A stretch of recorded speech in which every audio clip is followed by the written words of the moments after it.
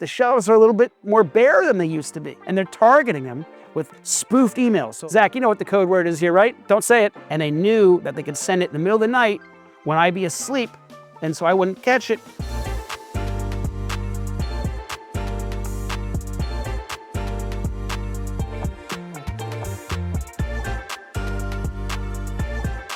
Lately, you probably have gone to your Whole Foods or a couple markets and you've noticed that the shelves are a little bit more bare than they used to be. Like there's product that I'm looking for and I go to the market and it's not there.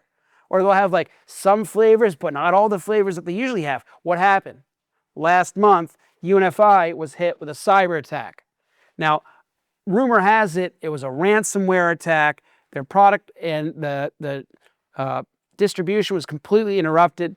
They had to shut down all of their digital order taking, and actually now have to do the old pick up the phone or email your order in. So it's a lot slower. They're reporting disruptions.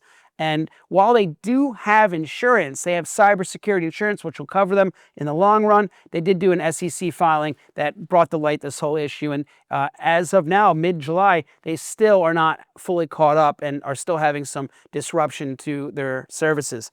We're all too familiar here at Grovara with the idea of people trying to break into our systems. That's why we promote safety. That's why our platform is pretty ironclad. We don't even take orders anymore electronically over email. We take them strictly through our platform. So, in the communication, if a message, you can ask the whole team, if a message comes in and it's not on the platform, we don't even treat it like real. It just doesn't exist, or at least it's taken with a bit of scrutiny. The way these bad actors are getting into these organizations. You've heard of ransomware. It's been all over the news for the last year, 2 years now. But what they're doing is they're going on LinkedIn and they're seeing who's the newest employee or who's the lowest ranking member at that organization. And they're targeting them with spoofed emails. So someone at our team, it happens to us almost on a daily basis now, is someone gets an email from Peter Groverman. It's not really Peter Groverman, but it's someone pretending to be me. And it's usually the interns, like our boy Zach over here. Zach, you get an email from me today?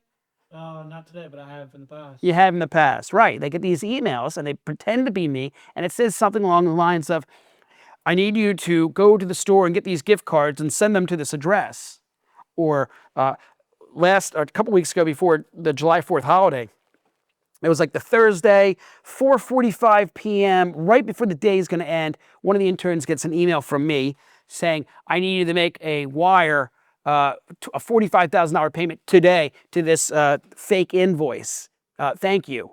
And if you're not smart enough and your team isn't brought up and you're not, coached to actually understand, it's very easy to make a mistake or release a password, or now with AI too, right? It's not just spoofing an email, it's spoofing my voice, spoofing my image, and it's a weird time in 2025 to be doing business. So you just got to keep your ducks in a row and make sure you don't end up in like a UNFI issue.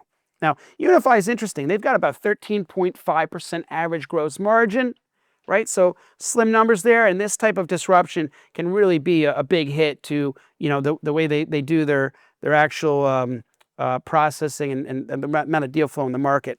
So I expect you're going to see some more disruption next couple of weeks. We'll see how they handle this. I don't know all the specifics. Of course, it's just a little bit of hearsay in the industry, but certainly it does make everyone, bring attention that there is this possibility of being hacked and having disruption if you're not careful. If you enjoyed this podcast, check us out on YouTube, LinkedIn, or subscribe on Spotify or Apple.